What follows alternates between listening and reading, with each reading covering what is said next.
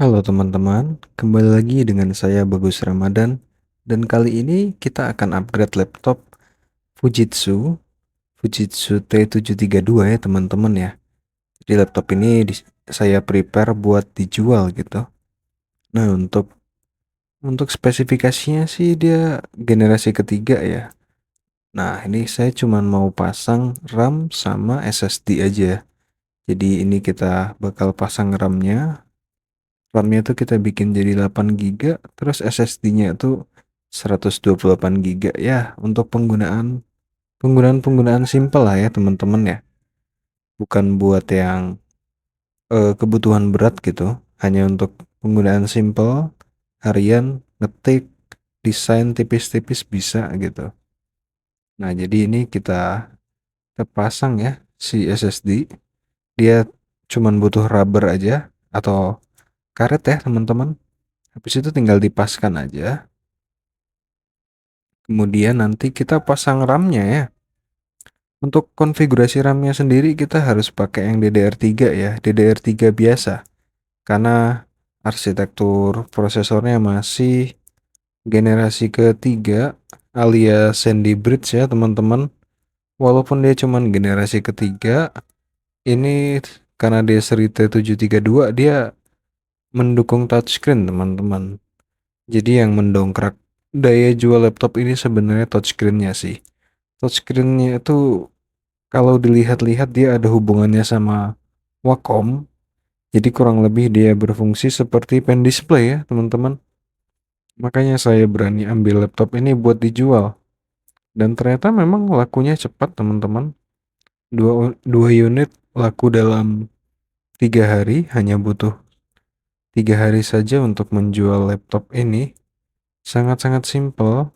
Oke, kita pasang RAM ya teman-teman ya. Seperti biasa, kalau masang RAM ya tinggal diceklikkan aja ya kan. Habis itu ya kita tutup bautnya lagi, baru kita coba nyalain ya. Nah, untuk lainnya saya tidak ganggu gugat ya. Saya langsung coba nyalakan saja. Ini RAM-nya DDR3 dan sudah langsung tampil teman-teman. Masuk ke BIOS, kita settingan apa ya? Settingan MBR aja teman-teman karena masih generasi ketiga. Settingannya MBR, terserah mau pakai UEFI atau Legacy. Yang jelas UEFI-nya yang support MBR aja. Kalau mau pakai Legacy pun nggak masalah, sama aja sebenarnya. Nah, yang sisa-sisanya kalau untuk BIOS-BIOS lama ini nggak banyak yang harus disetting sih. Cuman untuk settingan SATA-nya harus AHCI aja ya.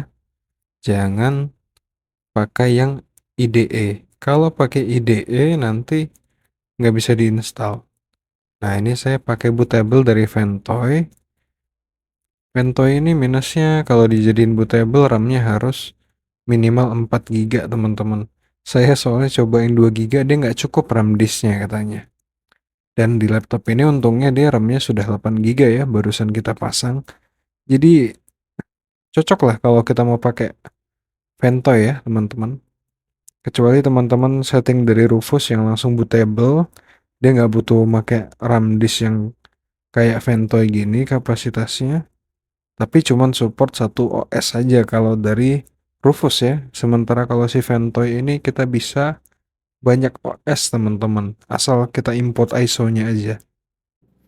Nah, kemudian ini kita tunggu instalasi Windows ya. Windows yang diinstal itu Windows 10 64 bit karena RAM-nya 8 GB ya 64 bit ya. Kalau pakai yang 32 bit itu nanti RAM yang dipakai cuma sekitar 3,7 GB aja teman-teman, nggak sampai 8 GB. Jadi mubazir kepakainya cuman setengah gitu ya. Nah, ini install Windows-nya juga lancar-lancar aja. Habis install Windows, kita bakal install driver dan software-software bawaan ya teman-teman ya. Karena software-software bawaan itu yang paling penting ya. Kalau bukan kita yang nyiapin, takutnya usernya kita suruh download sendiri, kita suruh siapin sendiri malah jadi kena virus lah, error, salah, segala macam lah. Mending kita siapin aja. Karena kita jualan harus udah siap untuk digunakan gitu ya. dari segi Windows, driver, dan software-software dasarnya, teman-teman. Di sini saya pakai hard disk untuk penginstalan secara offline ya, karena kalau pakai driver pack online itu susah, dia agak lama, tergantung kondisi internetnya. Jadi saya pakai yang offline aja. Saya pakai Snappy Driver Installer buat install drivernya, teman-teman. Yang mana bagi saya lebih cocok sih untuk Windows 10 ini. Si Snappy Driver Installer ini dia cuman kurang aja di merek Lenovo, teman-teman. Merek Lenovo itu kita harus download dari Lenovo Update Centernya sendiri.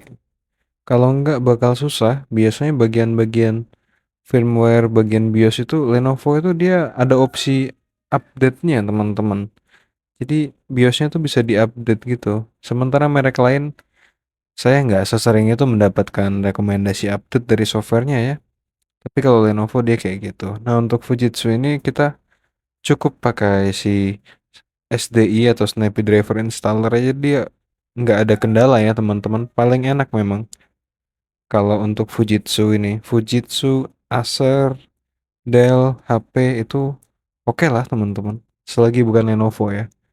Tapi Lenovo itu bukannya jelek ya. Dia lebih tepatnya dia memang khusus gitu software-softwarenya. Ada software-software power management yang biasanya di SD ini nggak bakal kedetek, teman-teman. Kalaupun kedetek dia nggak bakal bisa diinstal gitu. Jadi lebih bagus kita langsung update aja dari situs resmi Lenovo-nya. Ini kita cek semua driver normal ya. Nanti kita bakal cek RAM-nya juga, teman-teman. Sementara itu sesuai perkataan saya tadi ya, kita install driver-driver dan software-software dasarnya dahulu ya. Kayak Office, kita butuh MP3 player-nya, video player ya kan, browser ya. Pokoknya itulah, terserah kalian mau pakai apa, tapi kalau saya biasa browser saya pakai Google Chrome untuk customer ya. Karena orang lebih kenal Google daripada browser lainnya. Kalau untuk video player saya sih mending pakai VLC ya.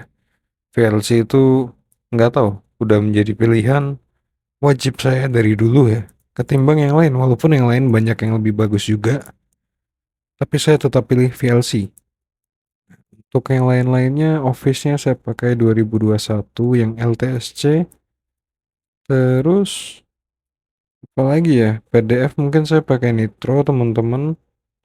Itu aja sih sebenarnya software-software bawaannya kan. Sisa-sisanya ya paling DirectX, FC Redis, Net Framework. Nah itu kan nggak kelihatan gitu ya. Kayak WinRAR juga, walaupun butuh kan, cuman dia nggak kelihatan sama penggunanya. Terus saya biasa tetap tambahin spesi buat ngecek suhu. Ada Victoria SSD hard disk untuk ngecek kondisi hard disk. Bisa juga sih sebenarnya pakai hard disk Sentinel atau Crystal Disk Info.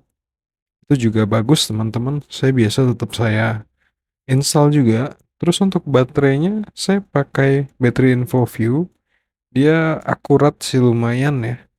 Jadi saya biasa pakai itu buat sekadar ngecek lah berapa persen. Dia baterai itu walaupun 40% juga, kalau kapasitas dasarnya, kapasitas aslinya besar, dia masih bisa tahan lama. Ada juga yang kapasitasnya misalnya kecil, kesehatan baterainya 100% ya. Jadi daya tahannya tuh sama aja dengan yang tadi 40%. Jadi saya sebenarnya nggak bisa nengok dari persentasenya sih. Kita tetap harus bikin dia idle aja sih, teman-teman. Kita nyalain, kita standby-in berapa lama dia mati. Nah, di situ lebih akurat ya.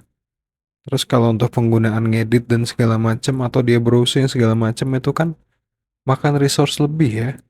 Jadi itu mending colok baterai aja sekalian. Colok charger biar baterainya nggak kepake gitu. Laptop sekarang itu kan udah ada fitur buat auto cut off-nya itu. Si auto cut off-nya itu biasanya sangat membantu, teman-teman. Jadi kalau baterainya 100% ya udah 100%. Nggak kepake daya dari baterai itu. Tapi dia pakai langsung dari colokan chargernya itu, teman-teman. Dari AC powernya itu. Nah sekarang karena ini udah normal, kita akan lanjut ke eee, M86 alias memori tes 86 ya, teman-teman ya. Nah, tapi sebelum itu kita cek keyboardnya dulu deh. Kadang keyboard kalau nggak dicek nih sayang ya, teman-teman. Karena apa ya, kalau nggak ngecek keyboard takutnya nanti kecolongan gitu. Nah, nih ternyata keyboardnya nih hijau semua ya, aman lah. Terus tuh kayak tadi saya coba webcamnya juga udah nyala ya. Nah, sekarang kita bakal masuk saja ke BIOS ke bootable, terus kita jalankan M86 ya, Memtest 86 Pro teman-teman. Nah ini kita tunggu aja dia selesai sih. Kalau dia tetap nyala tampilannya kayak gini berarti dia normal. Kalau dia error biasa nanti bakal ada tulisan gitu panjang gitu di bawahnya. Itu kan banyak yang kosong tuh. Berarti masih normal-normal aja sih teman-teman. Ya patokannya cuma itu aja sih. Nah saya rasa videonya cukup sekian aja. Udah banyak saya ngomong ya. Terima kasih teman-teman yang udah mau dukung saya, udah mau nonton, subscribe, like dan komen tuh sangat-sangat membantu banget sih. Nah, saya nggak tahu juga konten saya ini ada yang suka atau enggak. Saya juga nggak tahu. Kalian lebih suka denger saya ngoceh atau denger musik doang sambil nengok laptopnya gitu kan? Saya nggak tahu itu. Tapi ya, saya akan usahakan untuk membuat konten terus ya. Karena saya juga suka ternyata bikin konten. Baiklah teman-teman, terima kasih. Sampai jumpa di video selanjutnya ya.